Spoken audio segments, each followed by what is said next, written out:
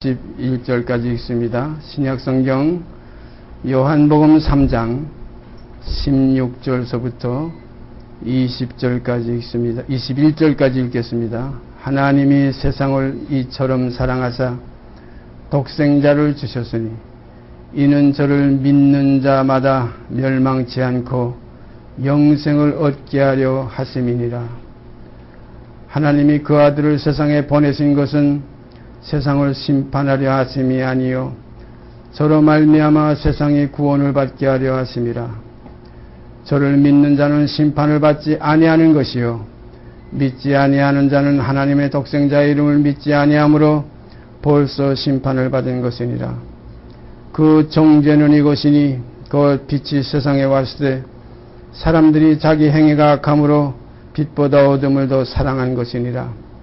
악을 행하는 자마다 빛을 미워하여 빛으로 오지 아니하나니 이는 그 행위가 드러날까 하며 진리를 쫓는 자는 빛으로 오나니 이는 그 행위가 하나님 안에서 행한 것임을 나타내려 함이라 하시니라.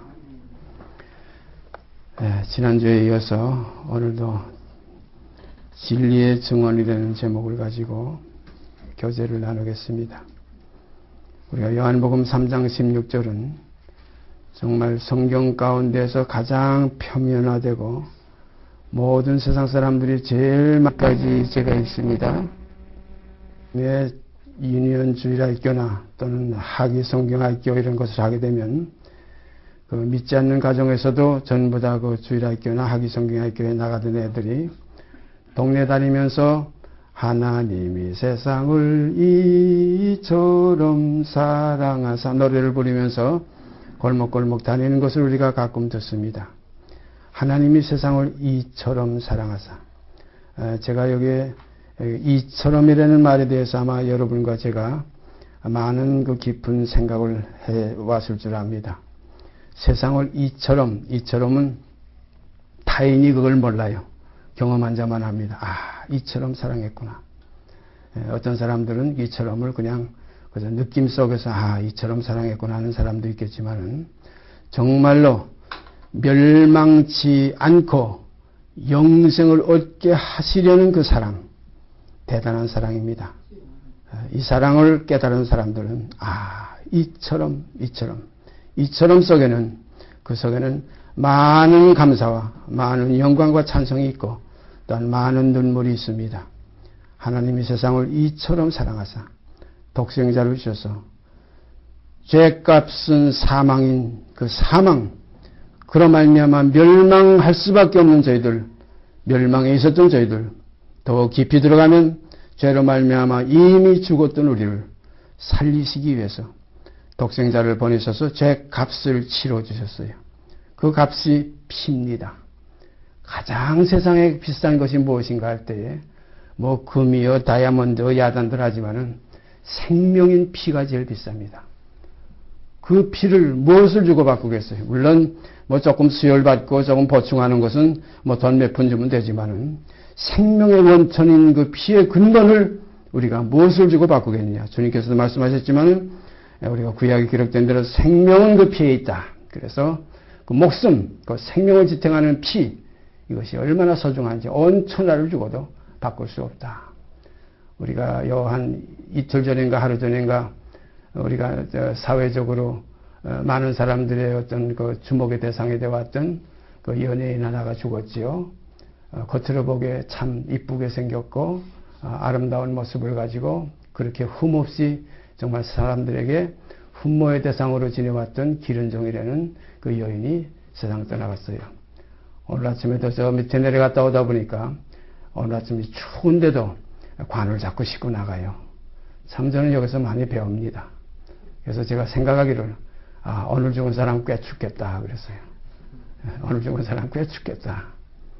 그러나 우리가 기피할 것은 한 번 죽는 것은 사람에게 정하신 것이고 그 후에는 심판이 있으리라. 성경에 심판이라는 말이 여러 군데 나오지만은 심판을 두 가지로 표현이 되어 있어요. 이 기록된 말씀에는 그냥 심판 이렇게들 쭉 나열했기 때문에 그 심판을 분류하기가 어렵지만은 지금 여기에 나타나 있는 이 심판, 다시 읽습니다. 하나님이 세상을 이처럼 사랑하사 독생자를 주셨으니 이는 저를 믿는 자마다 멸망치 않고 영생을 얻게 하려 하심이라. 하나님이 그 아들을 세상에 보내신 것은 세상을 심판하려 하심이 아니요 하는 심판이 있어요. 그 다음에 18절에도 보면 저를 믿는 자는 심판을 받지 아니하는 것이요 하는 심판이 또 나와요. 그 다음에 그 18절 하반절에 가보면 그 이름, 독생자의 이름을 믿지 아니하므로 벌써 심판을 받은 것이라는 또 심판이 나와요. 여기도 지금 심판이 이렇게 몇 군데 나오는데 이 심판은 영원한 지옥 형벌이 아니라 정죄라는 말입니다. 정죄.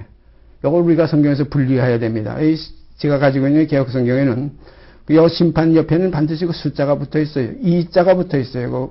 가지고 계신 분들 계시겠지만은 거기 보면 17절에 보면 하나님이 그 아들을 세상에 보내신 것은 세상을 심판이라고 그 심자 그 옆에 오른쪽 위에 보면 이자 조그맣게 그 아라비아 숫자로 이자가 있어요. 그 다음에 18절에도 저를 믿지 아니하는 자는 심판하고 또 거기에도 이자가 또 하나 붙어 있어요. 그 다음에 18절 하반절에도 독생자 이름을 믿지 아니하므로 벌써 심판을 받았느냐는 그 심판에도 이자가 붙어 있어요. 이 이자는 뭐냐면 정죄라는 말입니다. 정죄를 받지 않는다. 성경에 심판이 두 가지로 나오는데 정죄받지 않는다, 심판받지 않는다는 뜻이 하나 있고 또 하나의 심판은 둘째 사망의 해를 받아서 이건 정죄하고 상관없이 영원한 지옥 형벌을 받는 심판입니다. 여기에 대한 이제 내용이 요한복음 5장에 가보면 분명히 그걸 가름하고 있습니다. 요한복음 5장 한번 우리가 찾아볼까요? 요한복음 5장에 요한복음 5장 24절서 29절까지 제가 읽습니다. 내가 진실로 진실로 너에게 이르노니 소중한 말씀에는 항상 진실로 진실로라는 그러한 말씀이 여기 기록되어 있어요. 참으로 아주 정말로 아주 진실되게 주님께서 지금 간곡히 말씀하시는 내용입니다. 내가 진실로 진실로 너에게 이르노니 내 말을 듣고 또 나 보내신 이를 믿는 자는 영생을 얻었고 심판에 이르지 아니하느냐. 심판이라는 여기 보면 일자가 붙어 있어요. 그 밑에 내려가 보면 정죄라고 되어 있어요. 정죄함이 없다는 겁니다. 이 정죄함이 없는 것과 영원히 지옥에 가는 그 심판과는 달라요. 그 다음에 읽어보십시다. 심판에 이르지 아니하나니 사망에서 생명으로 옮겼느니라. 진실로 진실로 또 나옵니다. 진실로 진실로 너에게 이르노니 죽은 자들이 하나님의 아들의 음성을 들을 때가 오나니 곧 이때라. 듣는 자는 살아나리라. 아버지께서 자기 속에 생명이 있음 같이 아들에게도 생명을 주어 그 속에 있게 하셨고 또 인자됨을 인하여 심판하는 권세. 여기 심판은 정죄하고는 다른 겁니다. 같은 이 심판, 앞의 심판과 24절에 있는 심판과 지금 여기 27절에 있는 심판은 전혀 내용이 달라요. 24절에 있는 심판은 정죄라는 뜻이 있고 27절에 있는 심판은 영원한 지옥이라는 뜻이 있습니다. 영어 성경을 가보면 이것이 달라요. 하나는 damnation이라고 되어 있고 하나는 condemnation이라고 되어 있어요. 심판의 내용이 달라요. 27절 있습니다. 또 인자됨을 인하여 심판, 이거 영원한 형벌이면 지옥입니다. 심판하는 권세를 주셨느니라. 이를 기이 여기지 말라. 무덤 속에 있는 자가 다 그의 음성을 들을 때가 오나니 선한 일을 행한 자는 생명의 부활로 악한 일을 행한 자는 심판의 부활로 나오래요. 영원한 심판입니다. 그런 거로 우리가 그냥 읽을 때 심판하니까 그걸 분별을 못해가지고 읽으면은 약간의 우리 신앙 속에 혼선이 오게 됩니다. 그래서 성경은 자세하게 세밀하게 부지런히 살펴서 어느 때 어느 시를 가르쳤는지 선지자들도 부지런히 살펴서 자기들의 때가 아니고 우리들의 때에 이루어질 이 복음의 역사를 성경에 예언했다는 그런 기록이 우리가 신약 성경에 가보면 어느 사도가 그런 기록을 해놨습니다. 그러므로 우리가 이 진리에 대한 증언은 진리에 대한 증거하고 또 차이가 있어요. 여기도 심판하는 거 내용이 다르지만은 증언과 증거는 다릅니다. 증언은 진리에 대해서 우리가 이렇게 객관적인 증거를 하는 하나의 알고 말하는 증언이고 증거는 친히 진리를 자기 몸으로 자기 사실 속에서 나타내는 것이 증거입니다. 그러니까 진리에 대해서 증거하신 분은 우리 주 예수 그리스도 한 분이시고 그 다음에 그 증거를 이어받아서 이 땅에서 예수의 흔적을 몸에 가지고 산 사도들 또한 진리를 증거한 자들입니다. 요한계시록에 가보면 예수의 증거는 그랬어요. 진리의 증거인데 예수의 증거는 대언의 영이라 그렇게 되어 있어요. 그러니까 대언의 영으로 하지 않고는 증거할 자가 아무도 없습니다. 그래서 우리가 그 대언의 영, 이 성령, 진리의 영, 우리가 진리의 영에 대해서 조금 생각해 보십시다. 요한복음 14장, 진리의 증언이기 때문에 진리에 대해서 먼저 우리가 알아보시길 바랍니다. 요한복음 14장 15절서부터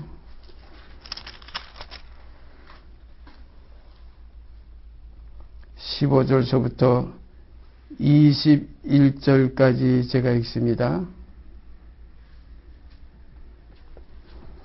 너희가 나를 사랑하면 나의 계명을 지키리라. 참 소중한 말씀이죠. 우리가 주님을 사랑한다고 하면서 주님의 계명을 지키지 못하는 일이 너무나 많습니다. 참으로 너희가 나를 사랑하면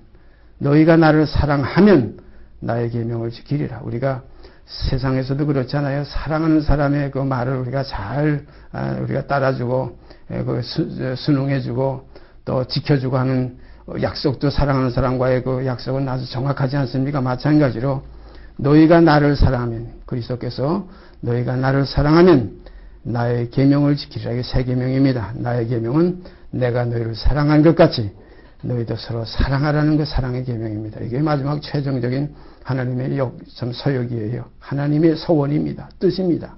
내가 아버지께 구하겠으니 그가 또 다른 보혜사를 그랬어요. 그가 또 다른 보혜사를 한 거 보니까 보혜사가 하나 둘이 아니고 여럿인 것 같다 하는 느낌이 여기 있지 않습니까?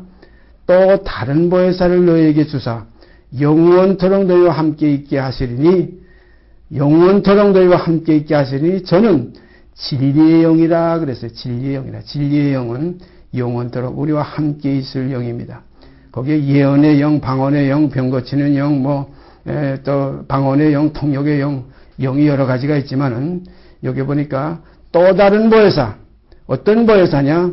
영원토록 우리와 함께 하실 그 보혜사인데 이 보혜사의 이름은 여기에 저는 진리의 영이라. 세상은 능히 저를 받지 못하나니, 세상은 능히 저를 받지 못하나니 이는 저를 보지도 못하고 알지도 못합니다.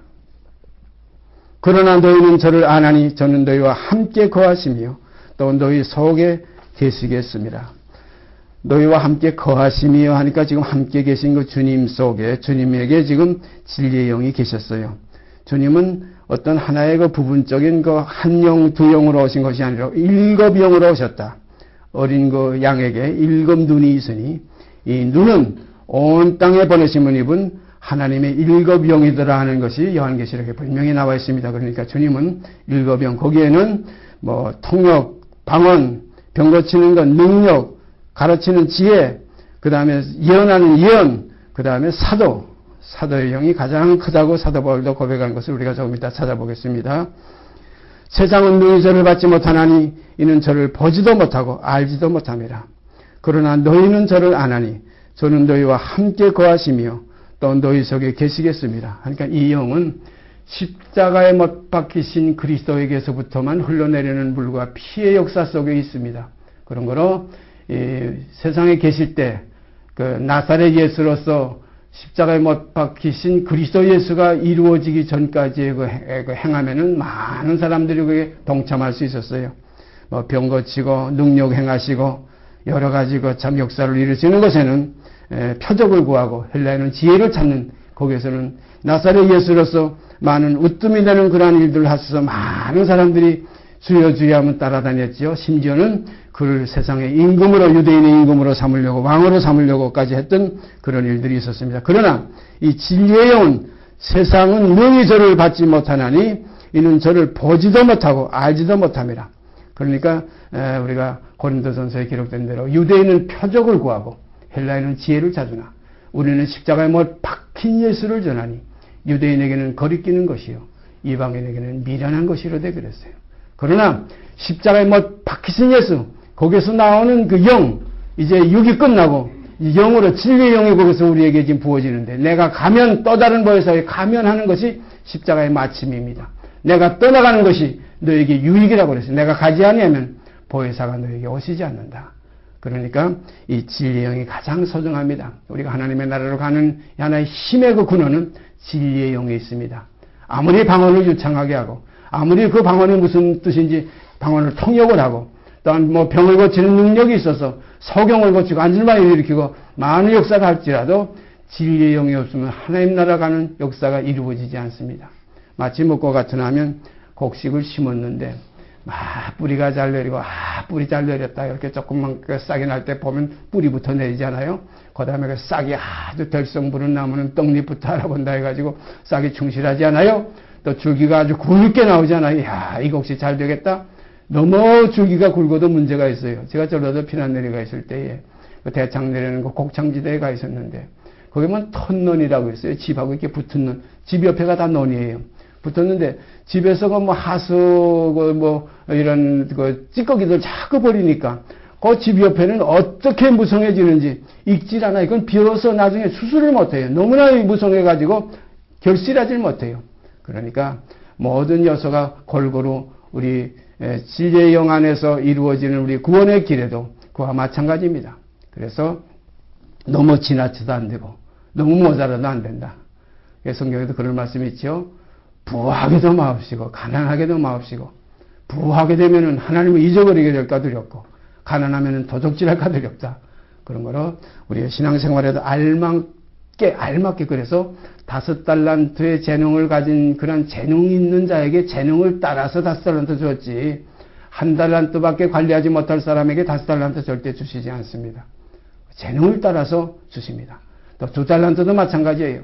5달란트 감당할 만한 재능이 있는 사람에게 2달란트 주신 거 아니라 2달란트 감당할 만한 이에게 2달란트를 줬습니다. 그래서 교회에서도 몇을 세우는데 첫째는 사도요. 다 감당할 만한 위치에 있는 자에게 사도의 직분을 맡기시고, 둘째는 선지자요, 셋째는 교사요, 넷째는 능력이요, 다섯째는 병 고치는 은사요, 열째는 방언하는 것이요, 일곱째는 방언 통역함이라.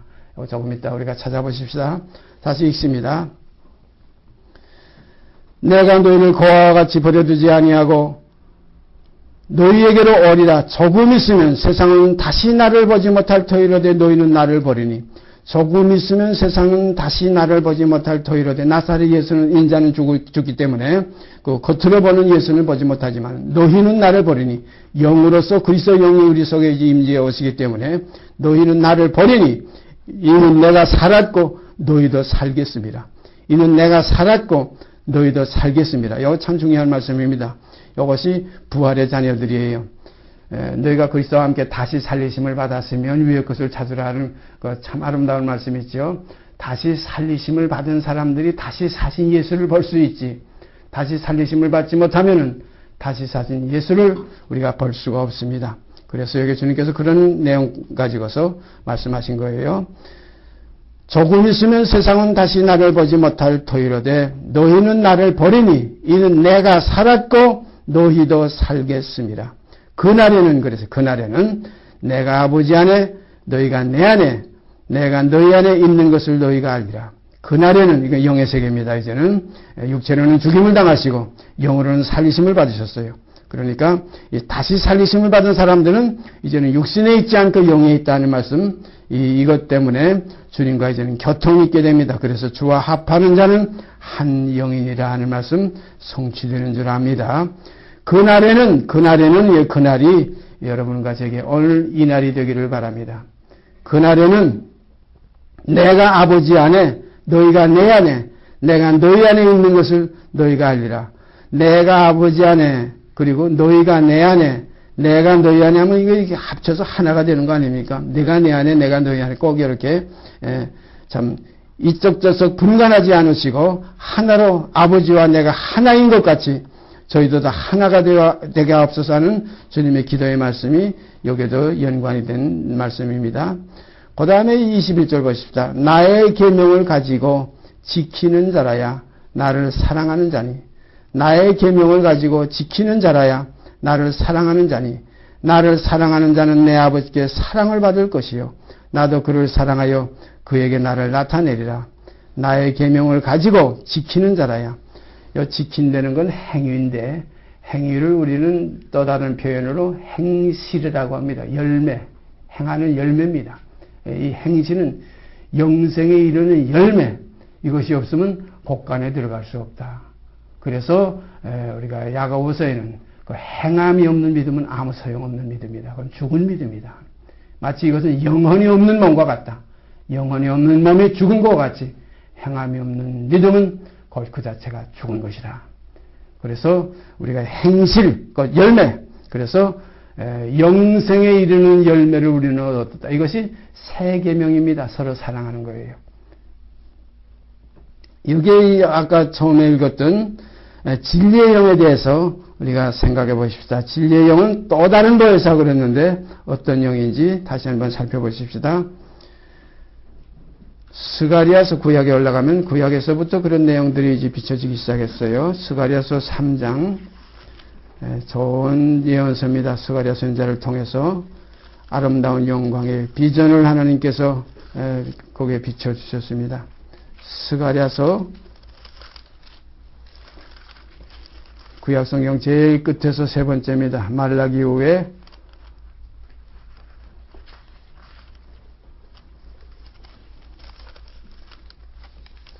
말라기 바로 후에입니다. 스가랴서 3장, 스가랴서 3장 9절 10절 말씀 두 절 읽습니다. 9절 10절 만군의 여호와가 말하노라 내가 너 여호수아 앞에 세운 돌을 보라. 세운 돌을 보라. 한 돌에 일곱 눈이 있느니라. 내가 새길 것을 새기며 이 땅의 죄악을 하루에 제하리라. 예수 그리스도께 대한 하나의 예언입니다. 한 돌, 곧 건축자의 버린 돌이 됐다고 그랬죠. 이 돌이 모퉁이의 머릿돌이 되신 돌입니다. 이 돌에 눈이 일곱 눈이 있어요. 눈이 두 개가 있는 거, 세 개가 있는 게 아니라 일곱 눈이 있느니라. 내가 새길 것을 새기며 이 땅의 죄악을 하루에 제하리라. 만군의 여호와가 말하노라. 그날에 너희가 각각 포도나무와 무화과 나무 아래로 서로 처대하리라 하셨느니라. 이게 죄가 없어지는 이 하나의 그리스도의 속죄에 대한 예언이신데 바로 이 그리스도에 대한 예언이에요. 한 돌에 여호수아 앞에 세운 돌을 보라 이거예요. 한 돌에 일곱 눈이 있느니라. 한 돌에 일곱 눈이 있느니라. 그 다음에 4장 1절서부터 그 다음 계속해서 1절서 10절까지 제가 읽습니다. 내게 말하던 천사가 다시 나와서 나를 깨우니 마치 자는 사람이 깨우는 것 같더라. 그가 내게 묻되 내가 무엇을 보느냐? 내가 대답하되 내가 보니 순금 등대가 있는데 그 꼭대기에 주발 같은 것이 있고 그 등대에 일곱 등잔이 있으며 그 등대 꼭대기 등잔에는 일곱 관이 있고 그 등대 곁에 두 감람나무가 있는데 하나는 그 주발 우편에 있고 하나는 그 좌편에 있나이다 하고 내게 말하는 천사에게 물어 가라되 내 주여 이것들이 무엇이니까? 내게 말하는 천사가 대답하여 가라되 네가 이것들이 무엇인지 알지 못하느냐? 내가 대답하되 내 주여 내가 알지 못하나이다. 그가 내게 일러 가라되 여호와께서 스룹바벨에게 하신 말씀이 이러하니라. 만군의 여호와께서 말씀하시되 이는 힘으로 되지 아니하며 눈으로 되지 아니하고 오직 나의 심으로 되느니라. 큰 산아 내가 무엇이냐? 내가 스룹바벨 앞에서 평지가 되리라. 그가 머릿돌을 내어놓을 때에 머릿돌이 나옵니다. 한 돌에 아까 일곱 눈이 있다고 그랬죠. 머릿돌을 내어놓을 때에 무리가 외치기를 은총이 그에게 있을지어다 하리라 하셨고 여호와의 말씀이 또 내게 임하여 가라사대 스룹바벨의 손이 이 전에 지대를 놓았은즉 그 손이 또한 그것을 마치리라 하셨나니 만군의 여호와께서 나를 너희에게 보내신 줄을 내가 알리라 하셨느니라. 10절 보세요. 작은 일의 날이라고 멸시하는 자가 누구냐? 이 일곱은 온 세상에 두루 행하는 여호와의 눈이라고 해요. 여호와의 눈이라고 이렇게 나와요. 이 일곱은 온 세상에 두루 행하는 여호와의 눈이라. 다림줄이 스룹바벨의 손에 있음을 보고 기뻐하리라. 그러니까 이게 일곱 등잔, 한 순금 등대에 일곱 등잔이 있는데 그 꼭대기 그 등잔, 거기서는 금관이 7금관이 있어가지고 거기서 금기름을 흘러내린다. 그 다음에 계속해서 읽어보면 그 감람나무가 이 옆에 좌우에 서 있는데 그 금기름이 그 위에서 흘러내리는 것을 거기서 볼 수 있는데요. 그러니까 꼭대기 등잔에서 꼭대기 그 주발 같은 그 등잔에서 주발에서 금기름이 흘러내린다. 그러니까 7 등잔 이것이 우리가 보통 어떤 성화 그림에 보면은 그 등대 그림이 나와요. 등대 그림이 나오는데 그 어떤 모양을 주로 많이 보게 되나 하면 이렇게 밑에서 한 줄기가 나와가지고 가지가 양쪽으로 2가지 또 2가지 2가지 그 가운데까지 이렇게 해서 7가지가 나왔어요. 근데 이것을 수평으로 이렇게 난 그런 모양의 그 등대를 우리가 많이 봐왔어요. 그런데 여기 지금 수가대사에 보면 이게 수평으로 되어 있는 등잔들이 아니고 이렇게 입체 올라가서 높이 꼭대기에 있는 주발이 있으니까 양쪽에 처음에 밑에 있는 2개, 그 다음에 또 그 중간에 있는 2개, 또 조금 위에 있는 2개, 마치 우리 사람의 몸과 같아서 2발이 있고 양쪽 허리가 있게 우편좌편 허리가 있고 그 다음에 2 손이 있고 머리가 있는 것과 같이 이렇게 해서 이렇게 순서적으로 올라가서 저희 꼭대기 등잔이라 꼭대기 주발 같은 등잔이라고 한 거 보니까 이것이 이렇게 높이 차차 올라간 것으로 표현이 되니까 꼭 나무 같은 모양이에요. 나무가지가 나와가지고 이렇게 거기에 주발 같은 이렇게 거기에 등잔들이 있어가지고 거기서 제일 꼭대기 등잔에서는 금기름이 흘러내린다. 우리가 이제 곡식하게 되면 그것을 비유해서 할 수 있죠. 곡식하면 그 6가지로 이렇게 나누다가 마지막 7가지가 열매로 나타나는데 처음에 뿌리와 싹이 그것이 한 쌍이에요. 그 다음에 줄기와 가지가 또 한 쌍이에요. 그 다음에 세 번째, 그 다음에는 잎과 꽃이 또 한 쌍이에요. 그 다음에 마지막에 가서는 열매가 나옵니다. 그러니까 제일 소중한 것이 열매예요. 그러니까 뿌리와 싹, 이건 다 하나의 첩보입니다. 우리가 그리스도의 첩보에는 그 싹이 나고, 그 다음에 순이라 이름하는 자가 덧나서 결국은 열매를 맺어야 여호와의 전을 건축하죠. 마지막에 기름은 어디서 나오느냐? 꼭대기 주발, 열매에서 기름이 나온다. 감람나무 열매에서 감람 기름을 짜지 않아요. 마찬가지로 이와 같이 처음에는 싹이요, 그 다음에는 이삭이요, 그 다음에 이삭 속에 충실한 곡식이라 주님도 이렇게 3단계를 말씀하셨지만은 여기에 지금 등대의 모양을 보면은 처음엔 뿌리와 싹이요, 그 다음엔 2 쌍이 또 뭐냐면 줄기와 가지요, 그 다음에 3번째 쌍은 잎과 꽃이요, 마지막에 중심에 하나의 우뚝 서서 나타나지는 것이 열매입니다. 여기에서 금기름이 흘러내린다.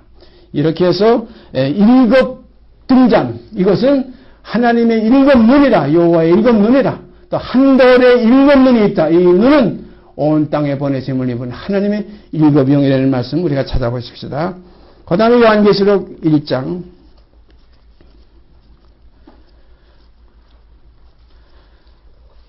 요한계시록 1장이요.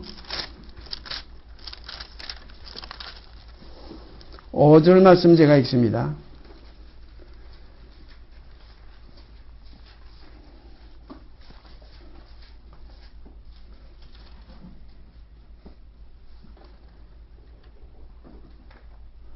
요한계시록 1장 4절부터 읽습니다.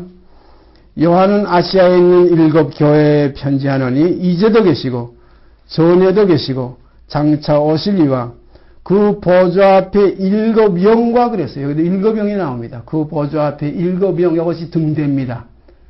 금등대의 7 등잔이요, 빛이 하나님의 눈이라. 또 이것을 한 돌에 7 눈이 있다. 눈은 영을 성경은 그렇게 많이 여기저기 드러내고 있습니다. 다시 읽습니다. 요한은 아시아에 있는 7 교회에 편지하노니 이제도 계시고 전에도 계시고 장차 오시리와 그 보좌 앞에 7 영과 또 충성된 증인으로 죽은 자 가운데서 먼저 나시고 땅의 임금들의 머리가 되신 예수 그리스도로 말미암아 은혜와 평강이 너에게 있기를 원하노라. 우리를 사랑하사 그의 피로 우리 죄에서 우리를 해방하시고, 이렇게 말씀했어요. 아까 우리가 스가랴서에도 하루아침에 모든 죄를 깨끗게 제해 주시라 했는데 여기도 그런 내용이 나옵니다. 그의 피로 우리 죄에서 우리를 해방하시고, 우리가 주님의 피값으로 죄값이 치러졌어요. 그런 거로 사망이 끝났습니다. 모든 사람에게 사망이 없어졌어요. 이것을 저는 늘 말씀드리지만 아브라함에게 약속했던 하나님의 약속이 이루어진 겁니다. 내 씨로 말미암아 천하 만민이 복을 받으리라. 이젠 사망이 없어요. 이젠 전부 다 부활해요. 값없이 다 부활해요. 그런데 어떤 부활을 하느냐? 선한 일을 행한 자와 세계명을 지킨 자들은 생명의 부활로, 악한 일을 행한 자, 세계명을 지키지 않은 자들은 심판의 부활로 나오리라.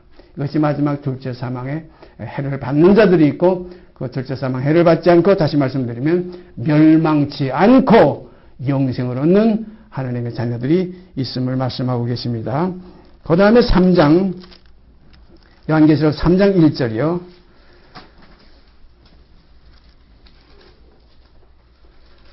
요한계시록 3장 1절, 사대 교회 사자에게 편지하기를 하나님의 일곱 영과, 여기도 보니까 하나님의 일곱 영과 그랬어요. 하나님의 일곱 영과 일곱 뼈를 가진 이가 가라사대 내가 네 행위를 아노니 내가 살았다 하는 이름은 가졌으나 죽은 자로다. 그래서 여기 보니까 하나님의 일곱 영과 그랬어요. 그러니까 하나님의 영이 하나가 아니고 일곱 영인데 그 일곱 영이 한 등대에 함께 있는 한 돌에 일곱 눈이 한 일곱 영이 있지 따로따로 영이 이렇게 흩어져 있는 게 아니라는 걸 우리가 알아야 됩니다. 이걸 우리가 분명히 깨달아야 됩니다.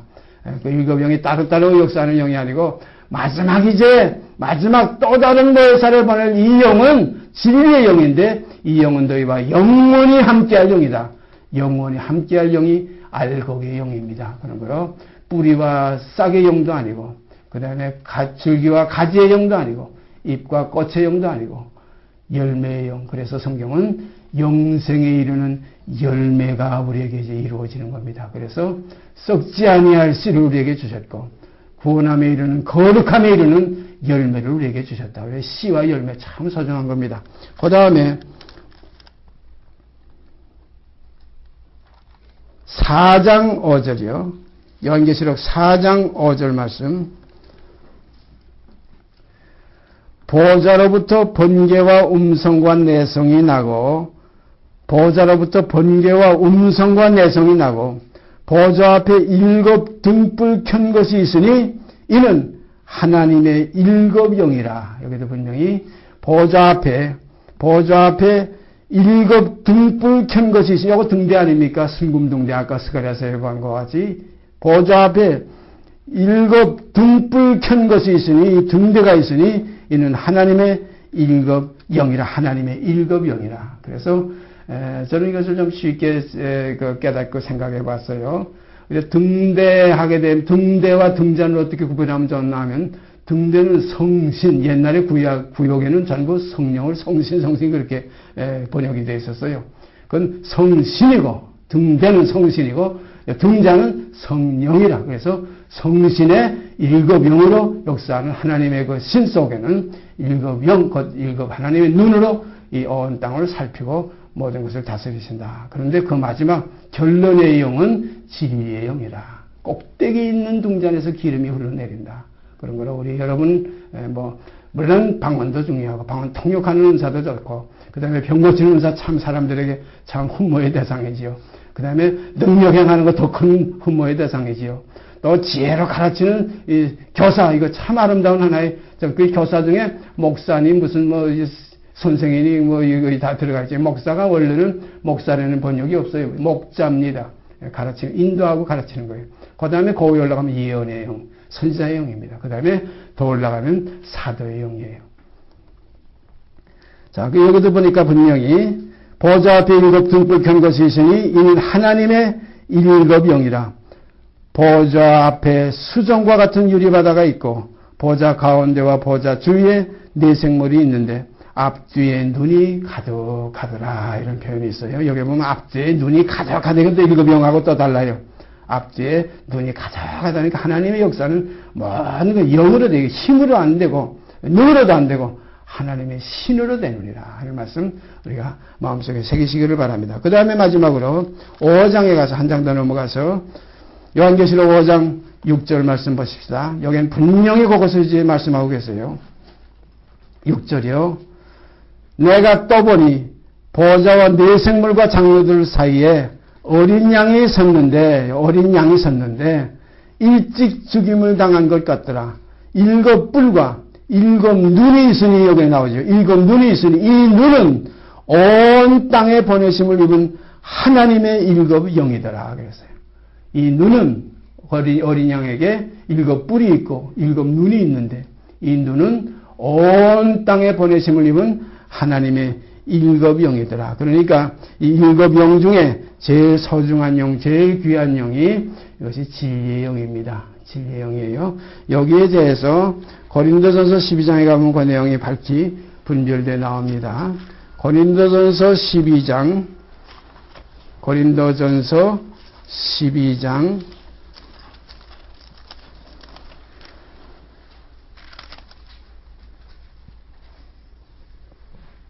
27절서부터 제가 읽습니다. 너희는 그리스도의 몸이요 그 지체의 각 부분이라. 너희는 그리스도의 몸이요 그 지체의 각 부분에서 역사하는 역사의 그 각각 부분마다 역사하는 것을 일곱 가지로 분류했어요. 하나님이 교회 중에 몇을 세우셨으니 첫째는 사도요 그랬어요. 첫째, 둘째, 셋째 나갑니다. 첫째는 사도요. 우리가 곡식하게 되면 첫째는 열매죠. 그 다음에 꽃이 있고, 그 다음에 잎이 있고, 그 다음에 그 밑에 내려가면 줄기가 있고, 가지가 있고, 줄기가 있고, 그 다음에 싹이 있고, 뿌리가 있죠. 이렇게 일곱 가지로 분류할 수 있어요. 생명의 세계는 일곱으로 이렇게 분류가 된다 이겁니다. 우리 몸도 마찬가지로 교회도 첫째는 사도요, 둘째는 선지자요, 셋째는 교사요, 그 다음은 능력이요, 그 다음은 병 고치는 은사와 서로 돕는 것과 다스리는 것과 각종 방언을 하는 것이라 그랬고 29절도 보면 거기서부터 30절에 보면 분명히 일곱 가지로 분류가 되어 있어요. 자, 다 사도겠느냐 첫째요. 그 다음에 다 선지자겠느냐, 다 선자가 될 수 없다는 거예요. 다 사도가 될 수 없다는 거예요. 다 사도겠느냐 하나, 다 선지자겠느냐 둘, 다 교사겠느냐 셋, 다 능력을 행하는 자이겠느냐 넷, 다 병 고치는 자를 가진 자이겠느냐 다섯, 그 다음에 다 방언을 말하는 자이겠느냐 여섯, 그 다음에 다 통역하는 자이겠느냐 하는 것이 일곱으로 이렇게 분류가 됩니다. 교회에 몇을 세웠는데 다 사도겠느냐, 다 선지자겠느냐, 다 교사겠느냐, 다 능력을 행하는 자겠느냐, 다 병 고치는 자를 가진 자겠느냐, 다 방언을 말하는 자겠느냐, 다 통역하는 자겠느냐. 너희는 더 큰 은사를 사모하라. 내가 또한 제일 좋은 길을 너희에게 보이리라. 우리가 열매를 맺는 그 일곱 가지가 완성이 됐다 할지라도, 진리의 영을 받았다고 할지라도 거기에서 금기름이 흘러나오지 아니하면, 생명의 기름이 우리에게서 넘쳐나지 아니하면 하나님 나라에 쓸모가 없습니다.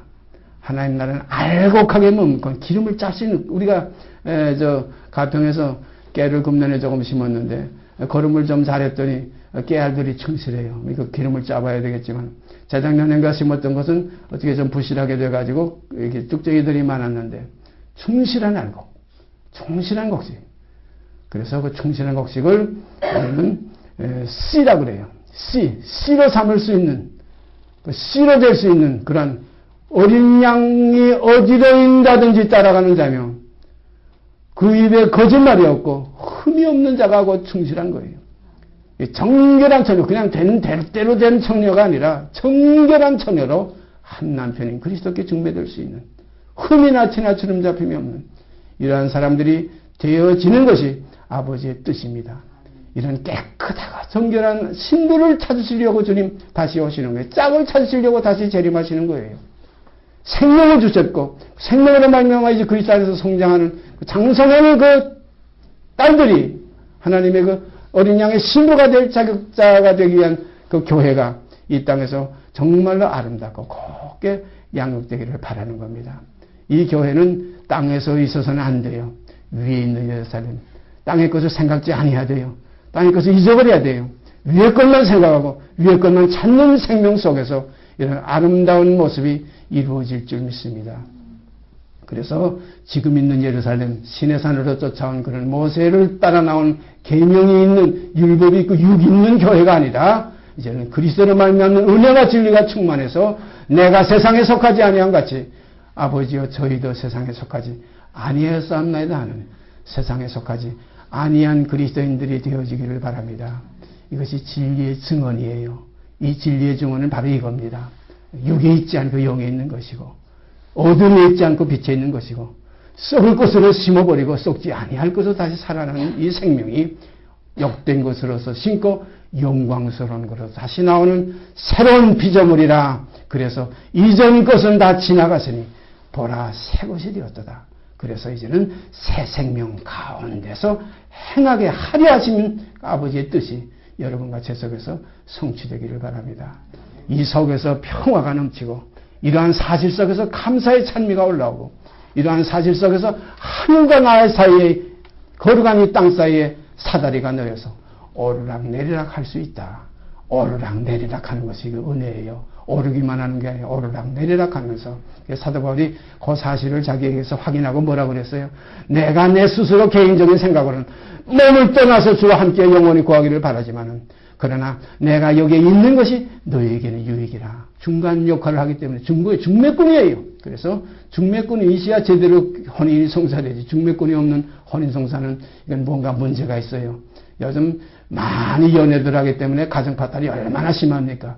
옛날에는 아주 그 중매를 잘 서면 그 평생 정말 해로하고 잘 살잖아요. 그런데 요즘은 제멋대로. 그러니까 요즘 신앙생활도 제멋대로 하는 신앙이 얼마나 많은지. 그래서 그리스도와 더불어 벌써 이탈되고 믿음에서 파손하고 은혜에서 떨어지는 자가 많이 있습니다.